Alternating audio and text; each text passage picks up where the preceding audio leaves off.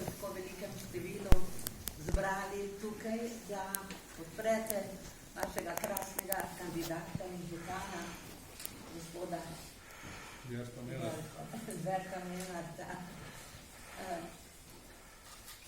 Povežimo Slovenijo je v bistvu res ena dobra zgodba. In mi smo veseli, da prihajajo k nam in nam pomagajo to zgodbo širiti tudi taki ljudje, kot je gospod župan. Ne glede na to, a bo se odločil, da bo župan še v prihodnje, ampak biti v Povežimo Slovenijo pomeni, da spoštuje tiste vrednote, ki jih ta narod in ta dežela potrebuje. Torej vrednote sodelovanja, vrednote povezovanja in ne nazadnje tudi povezovanja, kaj hočemo v tej Sloveniji. Hočemo dejansko razvoj, ampak sonaravni. In mi ga, ta sonaravni razvoj, uresničujemo torej v praksi skozi našo novo politiko, ki je kot neka dodana vrednost, s 5 strankami.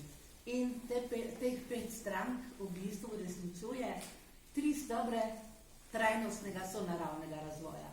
Tega še niste slišali. V Sloveniji niti širše ne. Postavlja se kot vsebina na evropskem in svetovnem merilu, ampak udejanjanje pa poteka v Sloveniji z našimi strankami. To dokazujemo dnevno, kako bomo to politiko vodili. Zato rabimo take kandidate. Na kakšen način? Ta ljudski steber gradi Slovenska ljudska stranka, Novi socialni demokrati, Nova ljudska stranka, Kanglerjeva lista, potem ta steber ekonomije gradi stranka Konkretno in seveda mi uravnoteženo kot zeleni steber gradimo Zeleni Slovenije. Vidite, to je tista novost, tista inovativnost,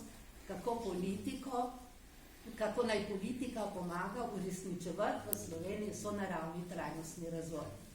Zato pa zdaj pa najprej bi povabila našega predsednika volilnega štaba, ker ima obveznosti že čez 1,5 ure, da marsikaj pomaga še ostalim kandidatom k besedi, gospoda Marjana Podobnika.